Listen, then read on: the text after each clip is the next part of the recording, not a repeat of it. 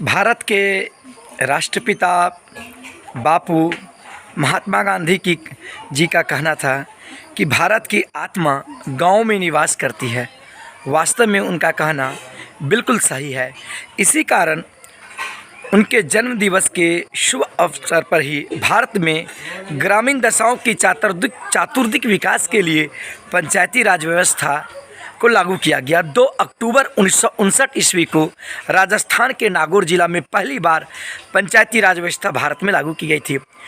चूँकि 2 अक्टूबर का दिन इसलिए चुना गया क्योंकि 2 अक्टूबर को महात्मा गांधी बापू का जन्मदिन था, इसीलिए 2 अक्टूबर को शुभारंभ पंचायती राज व्यवस्था का किया गया।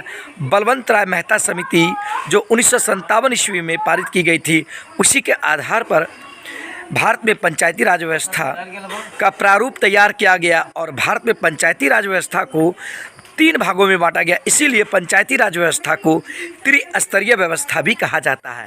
एक जो होता है गांव स्तर पर, जिसे ग्रामीण स्तर पर कहते हैं, जिसका प्रधान जो होता है वह मुखिया, और दूसरा जो होता है प्रखंड स्तर का, जिसका प्रधान होता है प्रमुख, तथा तीसरा जो होता है वह जिला स्तर पर होता है, जिसका प्रधान होता है जिला परिषद होता है। तो विश्व में सबसे पहली पंचायती राज व्यवस्था लागू करने वाला जो देश था वह नेपाल था। राजा भृगुपथ ने सबसे पहली बार पंचायती राज व्यवस्था ग्रामीण दशाओं की सुधार करने के लिए नेपाल में लागू किए थे। भारत में जब 2 अक्टूबर 1959 ईस्वी को पंचायती राज व्यवस्था लागू कर दी गई, तो 1993 ईस्वी में 92-93 ईस्वी में जब संविधान का 73वां संशोधन हो रहा था, तो पंचायती राज व्यवस्था से संदर्भ में इस संविधान संशोधन को जोड़ा गया और इसमें महिलाओं को पंचायती राज व्यवस्था में आरक्षण की प्रावधान की गई और साथ ही साथ महिलाओं को 33% आरक्षण के लिए भी बोला गया। और आज पंचायती राज व्यवस्था में देखा जा रहा है कि अधिकांश 50% बिहार इकलौता ऐसा राज्य बना जो कि 50% महिलाओं को आरक्षण दिया गया।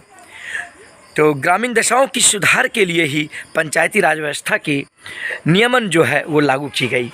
धन्यवाद।